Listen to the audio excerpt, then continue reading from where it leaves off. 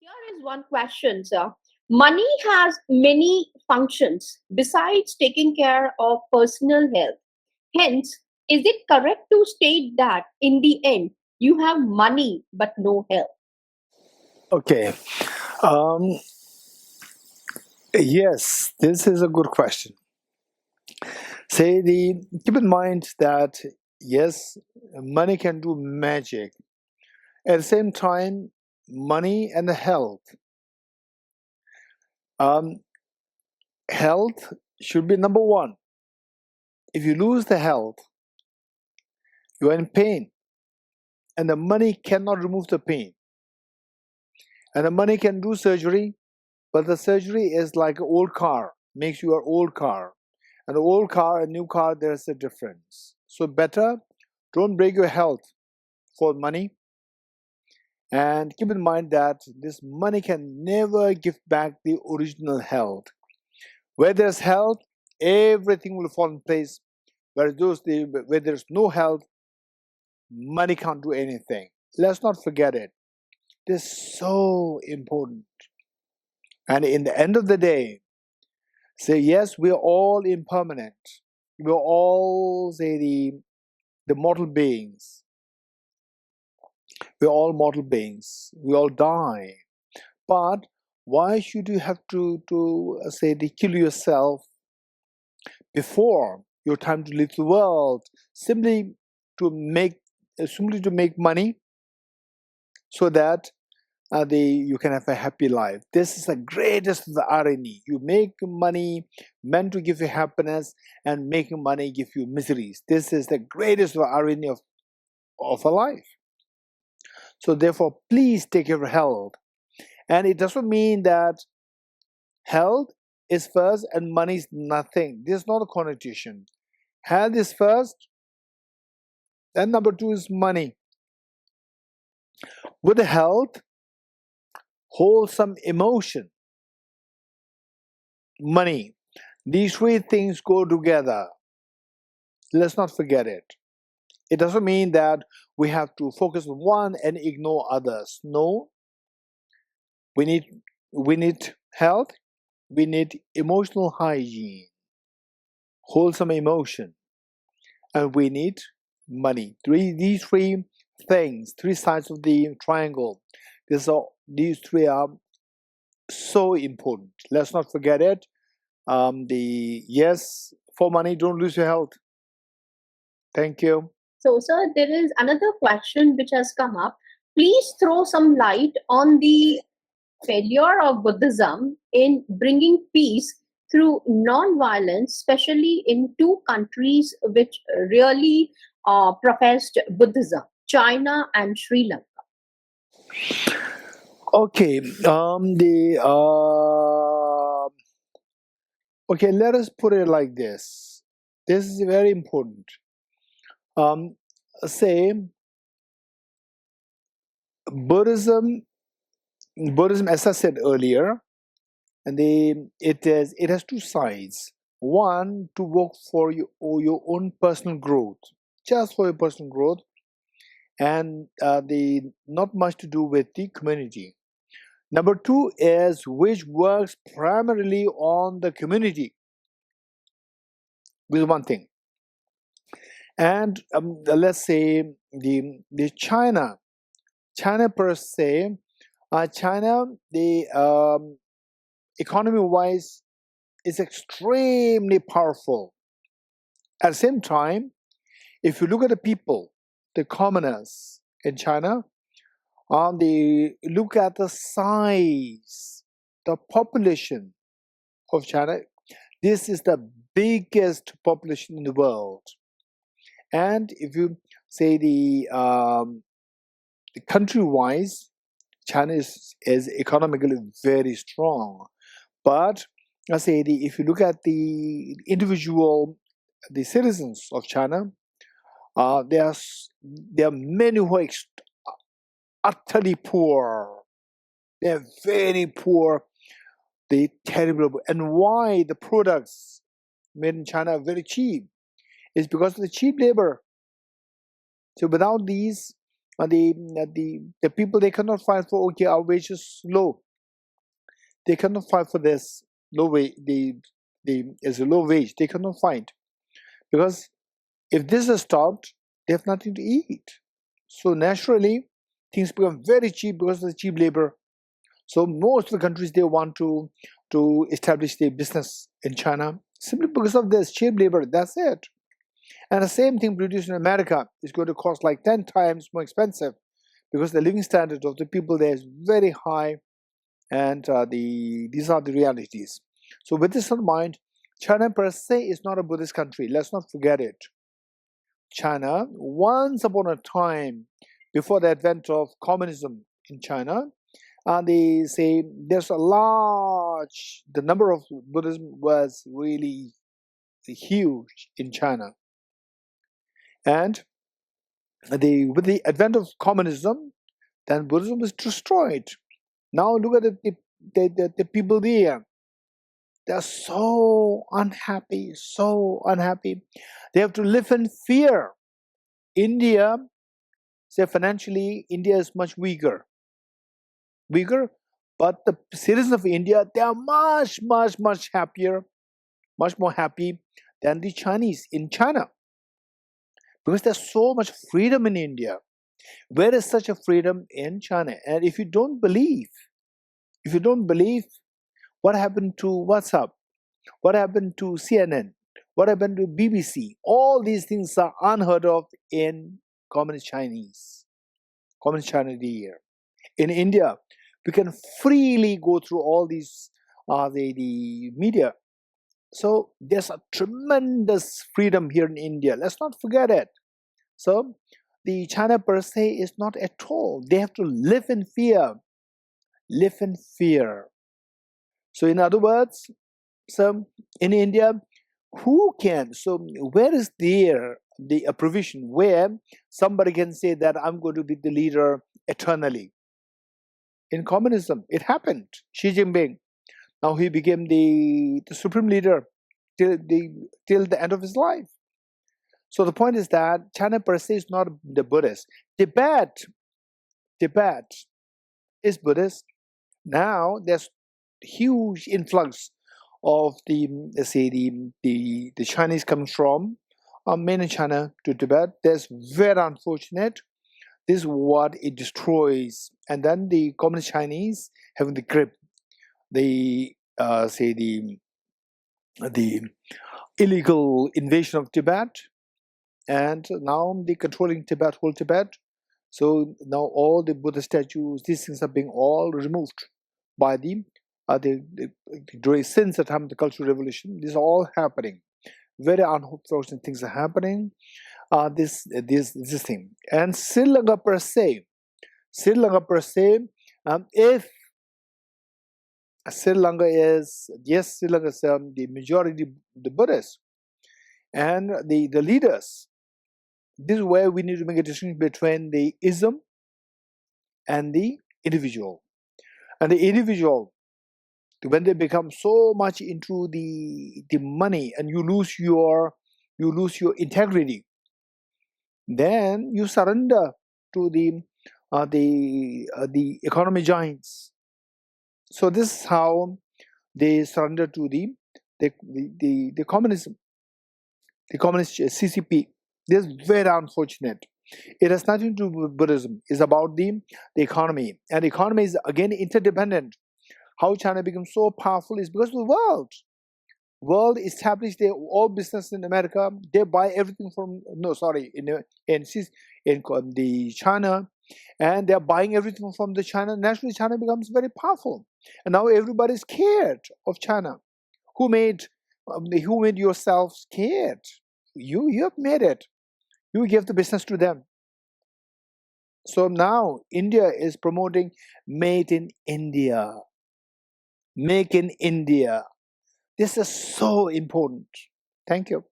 Thank you, sir, for that wonderful explanation. The next question is, could we say that ethics, compassion, etc. can be the business strategies in order to beat the competition? Okay. This is a good question. In fact, I'll say the looking at the thoughts of the different thinkers, say the what is his name? Krishnamurti, J. Krishnamurti. He was actually against any form of comparison. He says that comparison it destroys the children, destroys the people. So there should be no comparison. Whereas, so I don't mean to compare him and His Holiness the Dalai Lama, but what I would say is that I simply wanted to give you the thoughts of what he said. He said comparison should not be the fabric. And His Holiness the Dalai Lama, again, so many questions are being asked to him. Say the business without competition, you cannot really have it. And His Holiness agrees. His Holiness the Dalai Lama agrees, saying that competition, there are two. One destructive competition and the other constructive competition.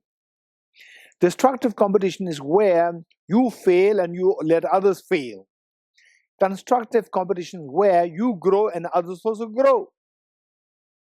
This is so wise.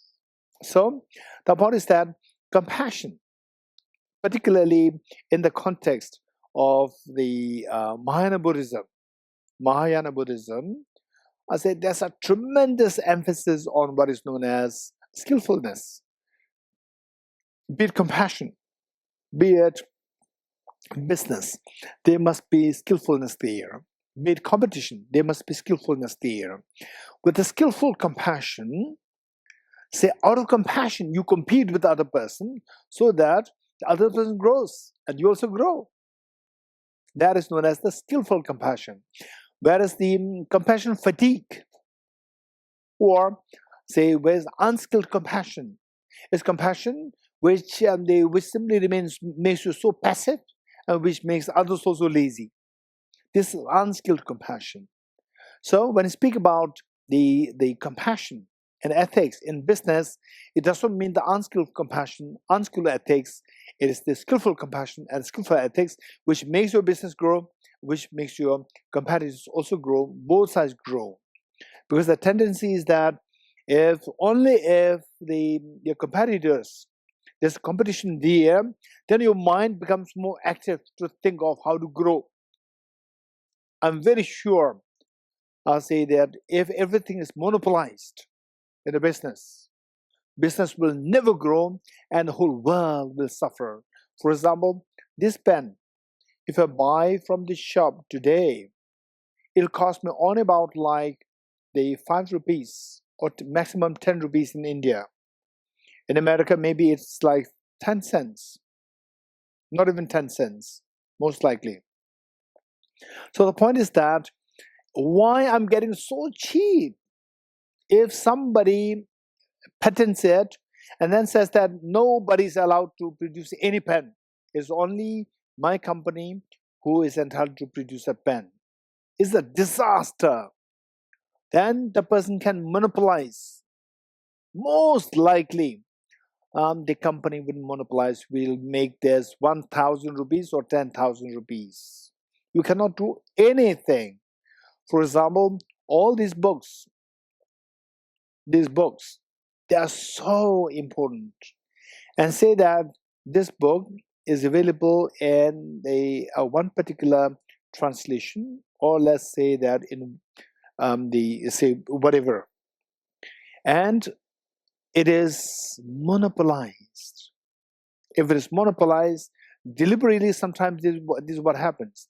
This book can be made available very cheap for about like 100 rupees, 200 rupees, very cheap. But if you monopolize, some of the books, believe it or not, some of the books like this can cost you like 5,000, 10,000 rupees. Because nobody's entitled to reproduce this. And there's only a few copies there. And where is the freedom of education? This is the question. Where is the freedom of education? So your education is restricted because of the desire, because of your craving, greed for wealth, to monopolize things. So this is because of the lack of ethics. So what I'm saying is compassion in ethics. So compassion and ethics in business doesn't mean a passive compassion and passive ethics. It should be very active ethics and compassion, skillful ethics, where you grow, the world grows, and the whole world flourishes. In education, in wealth, in spirituality, in compassion, and in the spirit of harmony, dialogue, and no one being killed by each other for one's own personal interests. Everybody should be have a sense of brotherhood and sisterhood. Thank you. Again, it's a wonderful concepts that you have given to us, and I don't think so. These concepts of compassion, destructive, constructive compassion, and how you have introduced these concepts, I should say I have to clap for you, sir. And it's a wonderful thing that you have introduced today in this particular session. And I think all the participants who are here today are very lucky to understand the importance of this particular concept that you have introduced in the competitive, true competitive survival, corporate responsibility, the corporate ethics that we are talking about. So thank you for giving us that particular way of understanding in terms of Buddhism. So thank you once again. Next question is, common people, it has been taken up as a synonym for unsuccessful people. Do you agree with it? This is an interesting question. Okay, the first time I'm hearing it. Okay, common people are synonymous with the unsuccessful people.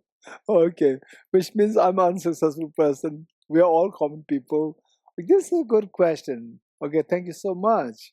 Do I agree with this? Okay, if you remember the initial one of the questions which I asked to the audience, that what's the purpose of business? Why do you have to do the business? Number one, and yes, there's a purpose there, so to get profit and money. Then what is this money for? For my happiness. So when will you be happy? To get 100 rupees, or to get say the $1 billion, or to get just $10? You make a business, you do a business, you get $1,000. That makes you happy, or $1 billion, or $1 trillion? And everybody's making $1 trillion. You will never be happy, I know. So when will you be? Is this to make you happy, or this is to create illusion which you chase, where you will never be happy? This question. So common people are really happy people. They don't expect to say they become trillionaires, billionaires. They don't expect that. Whereas the business people, initially, you may not have, particularly when you become the CEO of a big company, you may not have a thought of becoming a trillionaire. Okay, if I become a millionaire, it's good enough. And then when you become a millionaire, then you're not happy. Still, you want to become billionaire. So when will that happen? You have already created an illusion, chasing which you will never come to the goal. This illusion of the illusion of happiness. Illusion, which means it's not happy, it's illusion. So you create illusory happiness. But the common people, they're the wisest people. They actually experience the happiness because they're satisfied. So therefore, the example that I gave you, the poor person who found a solid gold, he said, I'm going to give this to the poorest person in this kingdom. And he gave to the king. Because the king, there was greed there. And the common people, they're happy. In other words, what is happiness? When you have a sense of contentment, this is happiness. When you have the greed, you are never happy. So with this in mind, I would say that in general, the common people and the business people who are always chasing after illusory happiness, the common people are wiser. They are the happiest person. They are not the unsuccessful. They are the most successful people. But find what is this money for? It's for happiness. And common people are happy, and the billionaires, they are not happy. They have to always live on they have always live with tranquilizers. Thank you. Thank you, sir. Next question is, world works on the principle of survival of the fittest. Do you think that is the ultimate reality? Okay, the survival of the fittest. This is an interesting point. Okay, the Charles Darwin's evolutionary theory. Survival of the fittest. Do you believe that this is the ultimate reality? And this is a very interesting discussion. I'm not going to cite from Buddhist point of view, from this point of view. No, I'm just going to cite from the common sense perspective. Is that just think of two families. The two families, metaphor for two different worlds. One world who believe in the survival of the fittest, where you're the strongest, you survive, others die. And whereas, so this world of the fittest, they metaphorically a family where everybody is fighting against each other. And there's another family, everybody is supporting each other, who doesn't believe in the survival of the fittest, who believe in the love is the fittest. So, if I ask any sensible person, anybody who's following Charles Darwin's evolution theory, if I ask them, if you are to be a part of one of these two families, which will you join? For sure, everybody will say that the family who lives on the principle of love and affection. I will never be happy to live in the family governed by hate and fight, who believe in the survival of the fittest. As simple as that. So where you fight, you all die, you all perish. Whereas you survive on love, you all thrive. So why not? The world, let us all thrive rather than we die. So therefore, we should believe in the survival of not the fittest, survival of the love. There is belief in this. It's just a common sense. Thank you. Right, sir. Now, there is one more question. What is the universal method for maintaining mental hygiene according to Buddhism? Okay, so whether me to explain from the Buddhist point of view or from the point of view of the secular concept, what I would say is that don't ask me. I would rather ask you. In your life, or in the majority of the people's life, when were you the happiest? Just think of that. You will see that when you were so young, age 2, 3, 4, 5, 6, when you were so vulnerable, and there's somebody there who you call as my mom. The moment you come from school, there's so much of fear, anxiety, uneasiness, irritation within you, the elder students bullying you. And the moment you come home, you just feel like crying in front of the mother. That's where you can just relax yourself. Every cell of your body relaxes in front of the mother. That is the time you feel the happiest. So the point is that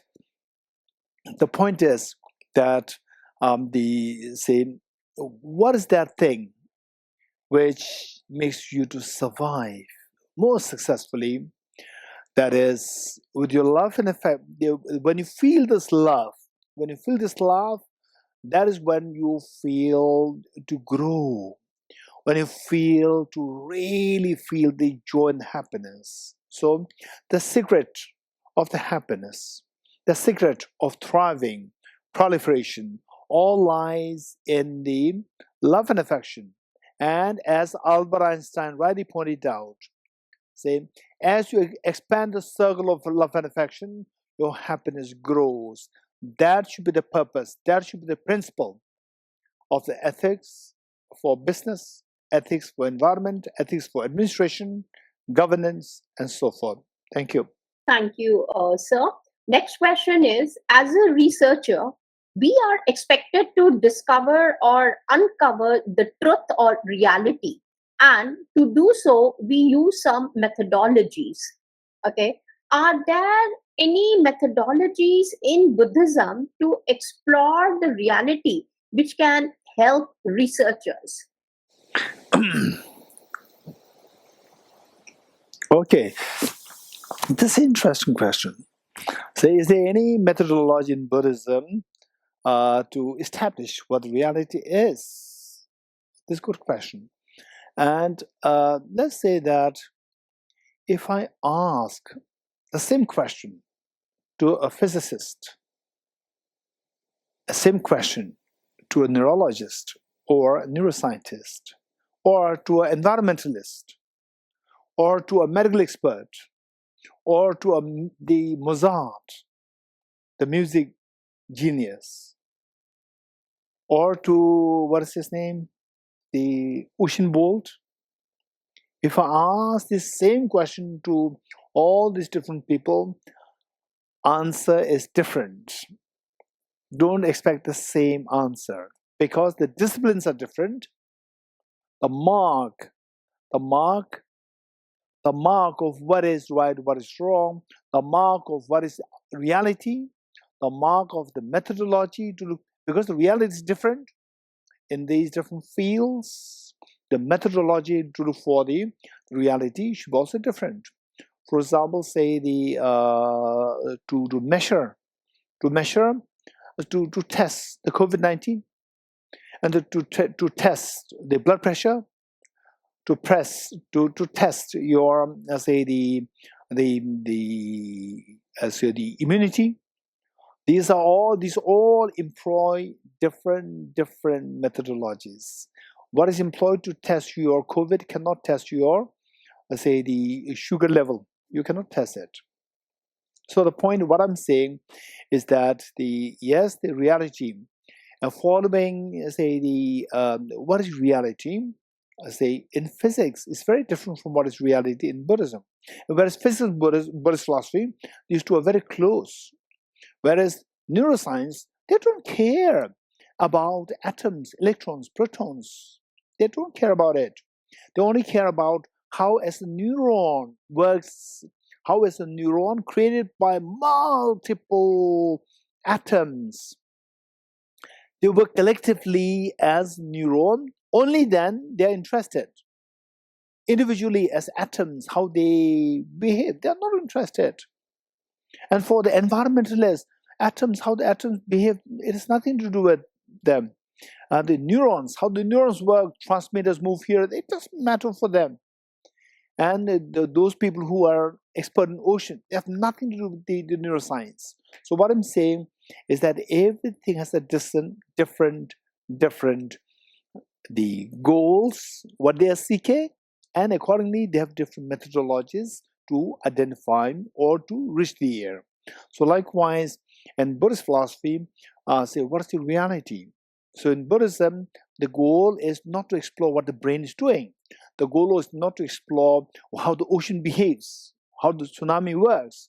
So it's about how to remove your fears of life, and how to remove the fear of the COVID-19, and how to expand the field of love and affection, how to expand your circle of your happiness within you, within the family, how to stop anger towards your mother, how to spread your compassion, be a good role model for your family members and neighbors and others. So that is the goal. So accordingly, say the what is the reality?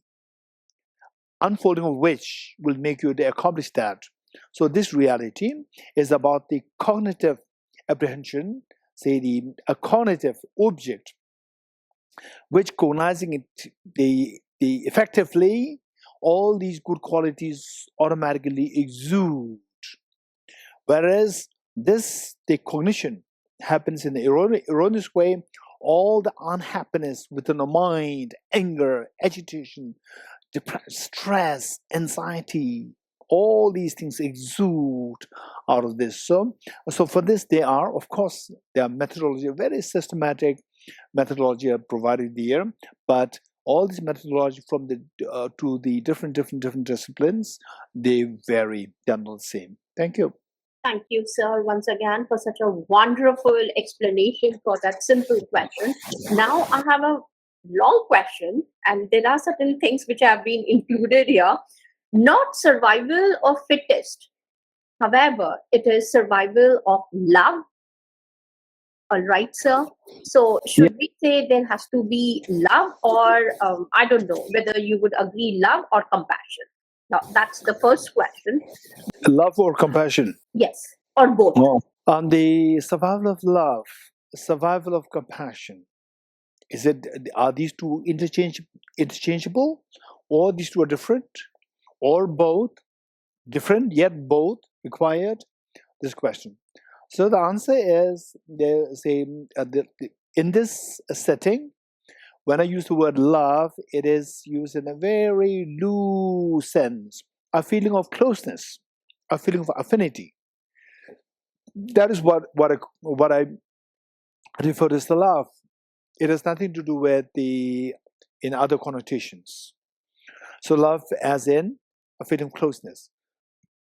Whereas compassion, if you look at any dictionary, any standard dictionary, compassion is defined as the feeling of closeness which wishes others to be freed of suffering. So this feeling of the closeness that I describe as love, this will manifest in the form of compassion when you see the other person being deprived of being, say, in a state of misery. So there, the same feeling, for example, like say this mug. If I want tea, this glass will become a tea glass. Whereas if I want to drink juice, then you can use the same glass, and it becomes a juice glass. Whereas if I want to take the medicine, and I want plain water, it becomes a water glass. So the same glass can be labeled in many different ways. Likewise, the same feeling of closeness can be labeled differently on the basis of this situation. It is more situational. That when you see that somebody who you love or somebody who you feel close to, when you see that person in a miserable state, that this love and affection then manifests in the form of compassion. May you be freed from suffering. Whereas when you see the same person deprived of happiness, then it manifests in the form of what is known as, say, Maitreya. Maitreya meaning, may you have happiness and the causes of happiness. So that's the difference. That's the difference. In short, and the basic framework, the basic fabric of these two, compassion and the loving kindness, and the basic fabric is the feeling of closeness. So this feeling of closeness is precious, is the most important thing. And in other words, what I'm saying is that the survival of the feeling of closeness. Thank you. Thank you, sir. I think this is a wonderful way to understand compassion business. I think that is the way I would like to look at. Now to continue with the next question.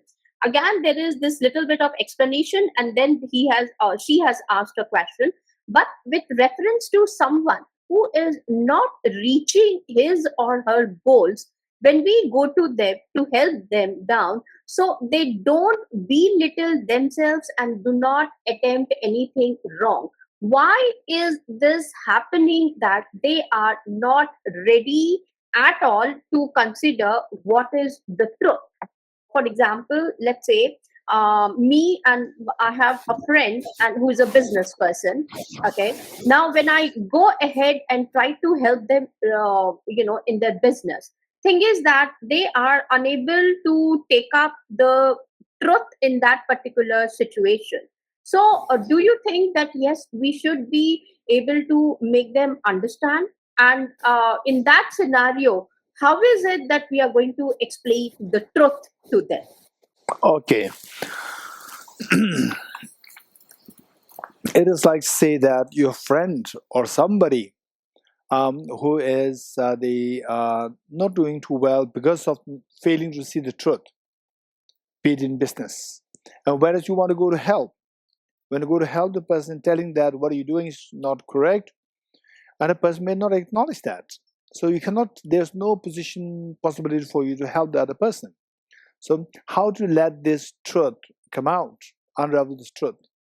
Okay, this is a good question. And let us not forget these ancient wisdoms. There's an English expression which says that one person can take the horse to the river, but 20 men cannot make it drink. Let's not forget this. So with this, the point is that finally, for that person to know how to do the business correctly, or not. What is that? Let's not forget the reason why this person should. Why do you think that he or she should do the business like this, and he's not ready to change, and you want him to change? Why do you have to change it? Why do you have to change it? Why do you think that yours one is correct? Maybe the approach may be wrong, but you think that it has to be fixed, right? Why do you have to be fixed? To fix it, you think the other person is going to be happier. But if the other person becomes more unhappy, you are wrong. You believe that what I'm doing is correct. That is wrong. So the point is that if you really know, you're confident that what other person is doing is wrong, and you want to fix it, and in the process of trying to fix it, if the other person becomes more unhappy, by knowing that reality, that the purpose is defeated. So now what should you do? You should first thing that you should do is, if your intention is to help the other person, the person has to listen to you. So there is no one thing as a unilateral truth. What are you doing is the truth, and what the other person doing is wrong. No. Even the truth is dependent. The truth of the good thing happening out of your conversation with your friend is also dependent on both sides. You tell the wise advice, you give the wise advice, and the other person should receive that. Only then it becomes a meaningful truth. So the person should receive. When will the person receive it? Only if you express your skillfulness, your compassion. When you express the compassion in such a way that the other person feel your compassion, then the person will be receptive to what you just say. Then you share the wisdom. Then the person will listen to this. Then the magic happens. That is the truth. So whereas, no, what you're doing is wrong.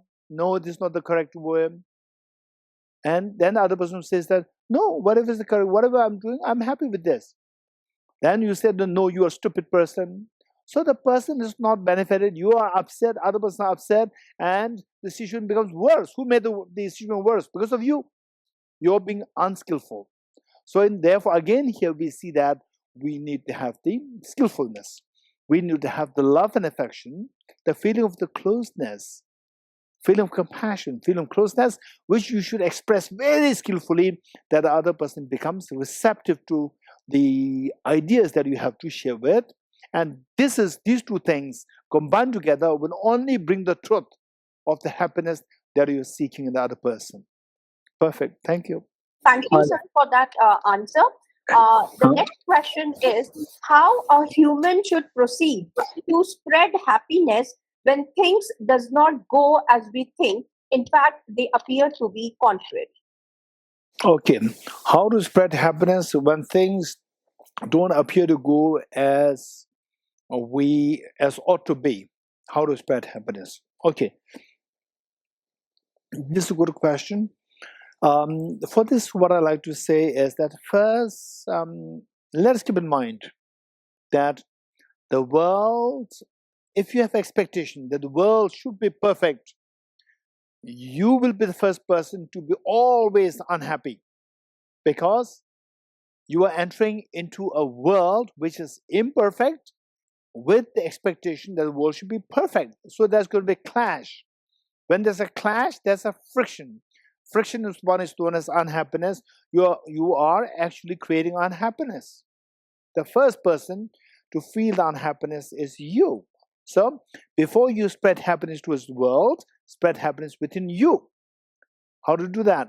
First is by acknowledging the world, acknowledging that the world is imperfect, and I'm not going there expecting the world to be perfect. I'm going there to help the world, not expect the world to be perfect and to receive benefit for me. This is how it cannot work. It doesn't work. So always don't go to the world with expectation the world is perfect. This is number one. Because the world is imperfect, see what you can do to make the world a better place, not a perfect place. Don't expect to make the world a perfect place. All these great enlightened beings came on this earth, like Jesus came on this earth, like Ram came on this earth, Prophet Muhammad came, Baha'u'llah came, the Lord Mahavir came, and the Abraham came, Buddha came, Guru Nanak came, then the Zoroaster came, all these great teachers came, but the world, they could not change the world. The world is still imperfect. But they made the world a better world. So if this is what happened with these enlightened beings, don't expect that. And all the noble laureates also came. They could not change the world. So you don't expect that you're going to make the world a perfect world. For sure, you can make the world a better world. So for that, first learn how to keep yourself calm and happy. So for that matter, what is the secret of happiness within you? Feeling of affinity, feeling of, say, the compassion for yourself and for others. Just try to enrich this. Enrich this within you, you become a happier person. Only when you become a happier person and then become more learned, you are going to share the wisdom. You should have the wisdom. To exploit gold, you should have enough gold. So to share the wisdom, you should have enough wisdom. So, in other words, practice love and affection. And to share the happiness, you have to learn the art of what makes happiness, what creates happiness, the knowledge. You should be so enriched with knowledge. You should be enriched with compassion and feeling of affinity, feeling of closeness with others. Only then, and then have no expectation the world is perfect. And with this, go to the world with the best of intention of feeling of compassion for the world, that the world should be a better place, not a perfect world. Thank you. Yes, sir. Now, the last question for the day is, how can we understand non-duality? Is understanding of non-duality is related with compassion? Okay, this is a very philosophical question. And non-duality has many connotations. For example, let's say the attachment. Attachment in the religious context is very different. An attachment in the science of computer science, attachment is nothing. Attachment is very common. So I'm going to email you with the attachment, or I'll send you this as an attachment to the email. Right? There's nothing to do with desire. But attachment in the religious context is very different. It means desire. So the non-duality has many connotations. So in which context you want to learn? This is the next question. So to make it very quick, the non-duality. In the first, because this is a huge topic, and to understand this, we need to know, why do you want to know the concept of non-duality? If the answer is that I want to experience the infinite happiness, and I want to get rid of all my own miseries. Don't expect that you can make the world perfect, but you can make yourself perfect. Perfect meaning where all your miseries become zero and your happiness becomes infinite. This is the perfection within you. If you want to seek this, then you have to know, you have to have the experience of the non-duality. Non-duality of the subject and object. There's the object is like a dream, the subject like a dream, the solidification of the object and subject dissolves. So solidification of object, solidification of the subject, there's a duality there. You dissolve the solidification of the object, you dissolve the solidification of the subject, so the duality dissolves. At that point, you see that there's no object which can affect you. There's no subject which feels being affected, which feels being agitated, upset, and so forth. So both dissolve.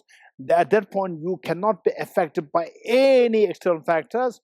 That is known as the infinite, the total fearlessness. And that at that point, your mind, because that there's no obstruction there, your mind flows freely towards every atom of the universe. That is the infinite happiness. That is the perfection within you. Yeah, thank you. Thank you, sir. Can I ask one more question has come out here? Yes. So I'm just sharing Yes. that one also. How to manage expectations from others? That is How to manage? How to manage expectations from others? That is not to expect. Okay. This is a very practical and extremely helpful question. How to manage expectations from others? Okay. And I will share with you 2 points. One is, okay,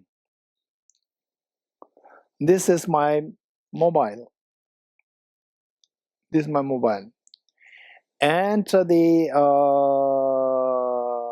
this is my notebook. I press the notebook. Don't expect music coming out of this. Okay, I press this mobile. I can expect music. So I press this, and music came out. And I press this. This is a clock. I press this, and no music coming out. This is not the failure of the other person. It's the failure of your knowledge. Your knowledge is too shallow. So, if you really want to cut the expectations, I really appreciate the person who brought this question up. Expectations create so much for unnecessary pains, corrosions within your mind.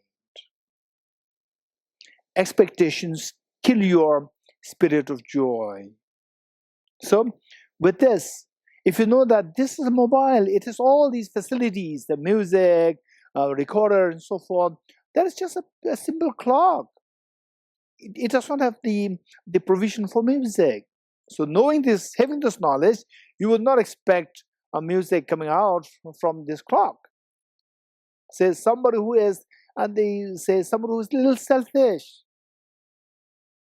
You give, say, X amount of, you give some present, and you say you are kind, and the other person is not kind, and you expect the other person to give the same present when you are in difficulty, when you are, say, whatever. You give a help when the other person is in difficulty, and you expect the same thing coming from the other person when you are in a difficult situation. So there, you should know that you have the capacity to express compassion, a love, feeling of benefit. Whereas the other person, there's an element of the selfishness there. So when you know that, then the expectation will come down. When you don't know the other person well, okay, I did this, so when I'm in difficulty, the other person should be able to also do the same thing to me. When that doesn't happen, it destroys your peace of mind, it destroys your happiness. So therefore, they say in Mahayana Buddhism, there's a tremendous emphasis on your practice of generosity without expectation in return. This is one of the skills that you are advised to build in order to cut your unnecessary tension, stress, irritation, and so forth when the other person doesn't meet your expectation than what you expected. Yeah, so this is one point. Other point is that know that expectation is what kills your happiness. So if you know this, you think of this more. Initially, it's difficult. Although you think about it, still the expectation comes. But the more you think about, expectation really destroys my peace of mind. Expectation really destroys peace of mind. This time, look, I expected, and again, it did not happen. Again, look, I become so miserable. So I should not expect. I give unconditionally. Okay, these are two things. One, you know the quality of the other person, the nature of the other person, and then with this, you can't expect. You will not expect. The expectation will be less. And the other thing is that, in the first place, learn that expectation is the one which destroys your peace of mind. Even without expectation, if somebody returns your, the good things, returns the good things that you did to a person, wonderful, that's amazing. You rejoice, you are happy. But if the person doesn't return, that's also fine. I did not expect. Okay, so these are two things that we can practice to cut down your expectation. Thank you. Right, sir. Sir, I have 3 more questions. You want me to go forward? Yes. Okay. The next question is, how can we overcome overthinking? Okay. Okay. Overthinking. Yes. Okay. Overthinking about what? This is the first thing is we have to be very clear. Overthinking of what? This is one thing. Some people, they have a tendency. They just overthink with anything. It becomes a habit. Whereas some people, they have some agenda inside. Let's say that, okay, I must be the topper in the school, and then how to be the topper, how to study more. Okay, so we should be. So there are two things. One, with a very specific agenda, you become overthinking. And other one, because of the tendency for one to be overthinking. There are two things. So how to deal with them? The first one, where you have agenda.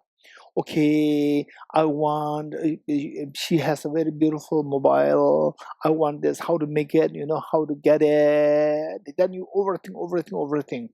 Or I have a problem with there's a family fight there over the property, how to make everything into my name. Then you overthink. Okay, this is one thing. For this matter, if that is the case, if there's agenda there, then you should be very realistic.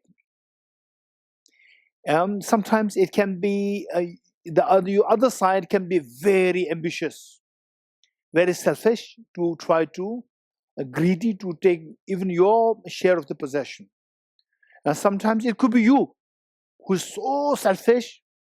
Sometimes all the properties go to the son, not to the daughter, and you think of taking everything away from the share of your family, the parents, not giving anything to your sister. This is I personally disagree with this. Even if it is your tradition, it doesn't matter. But now it is in your hand. You can give a part of it. If you cannot give 50-50, at least give 25, 30, 40. Just see that. You should be loving. And in this process, you are happy that I'm able to do something to my sister. This is so important. We should not be too selfish. If you're too selfish, this makes you too overthinking, and it'll destroy your health, it'll destroy your sleep, it'll destroy your appetite, and your health will go down, and you will show anger towards your wife, you will show anger towards your husband, you will show anger towards your children, and become unhappy because of your selfishness. So, whereas if it is the mistake of the other side, if it is you are not the one, it's the selfishness of the other person that you are brought into this problem, and then you are thinking of how to overcome. Then you have to take appropriate measure. That's one part. Other side, if there is a tendency, just a mere tendency for you to overthink, even for small things. For example, like, okay, I bought a vegetable. Fine, you bought a vegetable, is fine. And then, okay, what should I make out of this? You can make something out of this. Okay, if somebody comes to ask for this vegetable, what if I have bought it from another shop? It may be cheaper. What's this? So these tendencies, just say the infatuated with the trivialities. How to stop these tendencies? For that, I'll give you one example. Say, I give you a mobile, let's say, a mobile 1 year old, or let's say 6 months old iPhone 13. And then the next I said that you are allowed to keep only one mobile. And today I'll give you a brand new iPhone 13. Which you prefer? For sure you will be happy to throw the first one. Now today you want to get the brand new, because it's a relativity. Say, infatuation, which means that you want to think of something. That infatuation has the element of liking, has the element of desire. So desire is a very relative phenomenon. Desire towards object A. When you say object B is nicer, you discard the object A, you have the desire to discard object A and grab onto object B. When you come to realize, no, object A is more expensive, instantly your desire will shift. So what we do is that we can trigger mind. Knowing the psychology, we can trigger mind to divert the attention from the desire towards the trivialities towards a desire towards a more meaningful feeling inside. So do some practice of single-pointed meditation. The breathing, just focus on the breath. Don't do anything else, just focus on breath. Don't close your eyes, keep your eyes half open, body upright. Don't lean against the support, keep the body upright. And just breathe normally. Breathe out. Just blank your mind. Don't think of anything else. Just focus your mind on the breath. Initially, 7 times, 7 cycles. Breathe in, breathe out. Cycle 1. Breathe in, breathe out. Cycle 2. Just do it 7 times. If you succeed, make it 21 times. If you succeed, make it 5 minutes. Then you see that there's a real calmness that I'm experiencing, because the meditation which I had never experienced before when my mind was overthinking. So this training will stop you from overthinking. So this is pertaining to those people who have a tendency to overthink over anything. Thank you. Thank you, sir, for that wonderful practical session for all of us. This is again one more question which has come in, wherein you were discussing about saying learned to make a world a better place. Okay. Now she's asking you what exactly you mean by learned, and what one should do to be learned. Again, these are all very good questions. So I'm very happy. Thank you so much. What does it mean by learner? Keep in mind that till our death, if you believe in rebirth, if you believe in next birth, again, it's a process even beyond that. But even if you don't believe in rebirth, till our death, we are always in a process. We're not in the end. We're always in the process of the next step. Because we are in the process of the next step, what's the next step?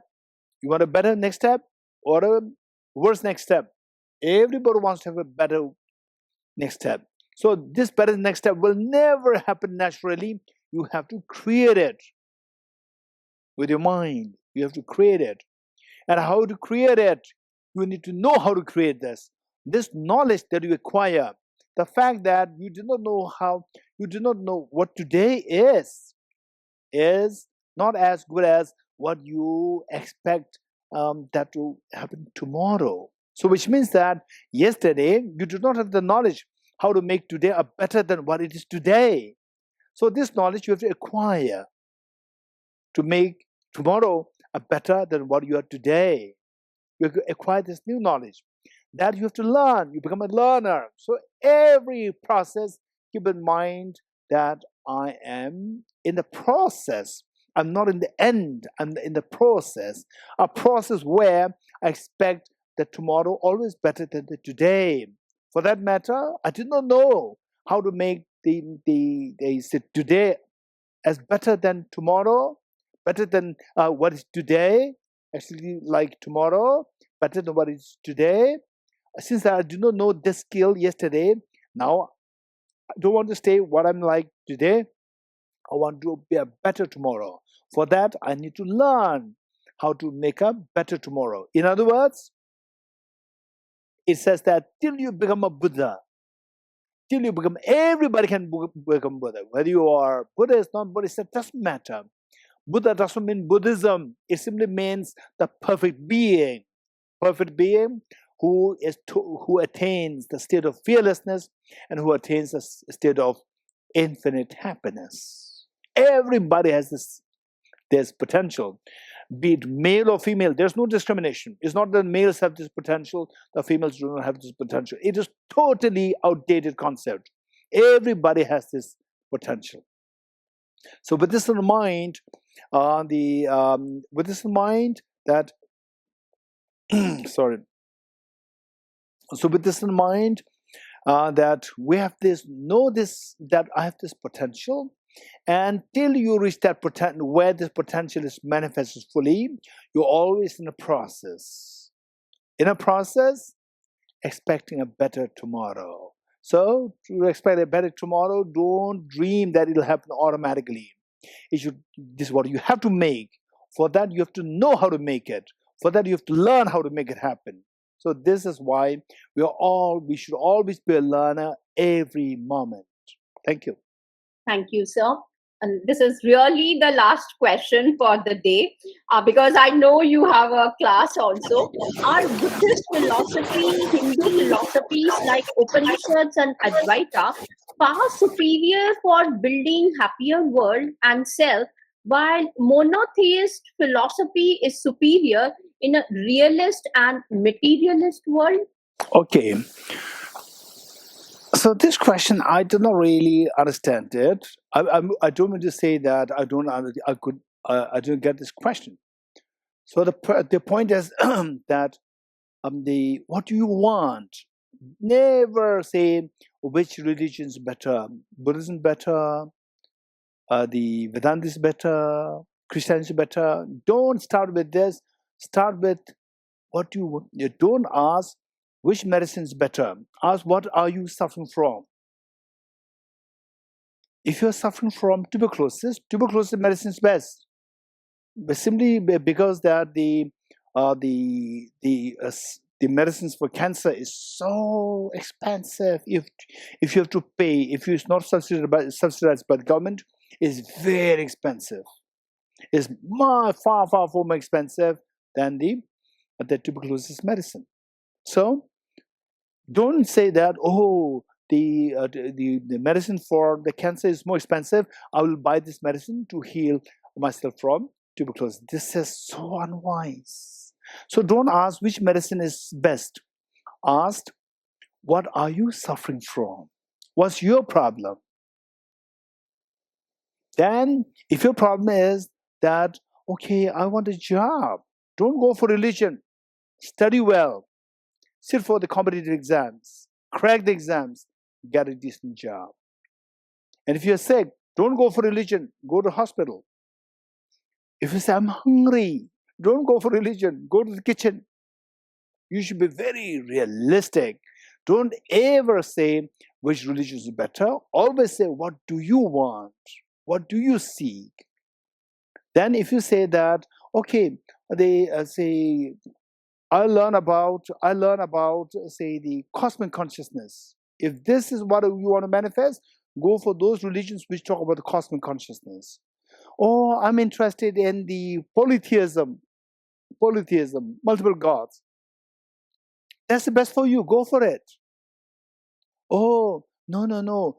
I'm the polytheism. It doesn't really make any sense, which means that the gods, they are fighting amongst each other. There's a jealousy amongst each other that I don't like. So I want to see them as role model. See, if they have jealousy fighting each other with each other, it's not a role model for me. For me, role models should be something who is very genuine. I'll go for the monotheism. That's better. Go for monotheism. Where some people know somebody dictating on me. Why should I be dictated? I have my full right to decide what I am. I don't want to believe in any theism. I want to believe in my own action. Go for this. Karma. So what do you want? What are you interested in? That is important. And then you go for the different religions. It is like, what are you suffering from? Are you suffering from tuberculosis? Or are you suffering from COVID? Or are you suffering from cancer? Are you suffering from autoimmune disorder? Or are you suffering from the compulsive obsessive disorder, COD, right? So then accordingly, you seek the treatment. Thank you. Thank you, sir. So I do not have any words left out here today. It was a wonderful way to understand Buddhism in various scenarios, especially in management and business studies. I only know that yes, I can fold my hands and bow my head in front of you, sir, again. And today, yes, sir, I'm holding my hands again to you because there were so many things. You have points, I should say, that you have really discussed that, even me as a student of, let's say, reading Buddhism from those were all the bookish knowledge. However, today, through you, I was able to understand those concepts, the new models that you have discussed. So, to come in, it's a really, I should say, intellectual happiness for me today, learned and more learned today. So, with those things, I'm going to come back again and say that this is end of today's lecture. Maybe I would be coming back again to understand more from you later on, sir. So we would be, inviting you again and again. That's what I would like to say. Yes, sir. Thank you, sir. Thanks a lot once again. And we need your blessings. Thank you, sir. Thanks a lot.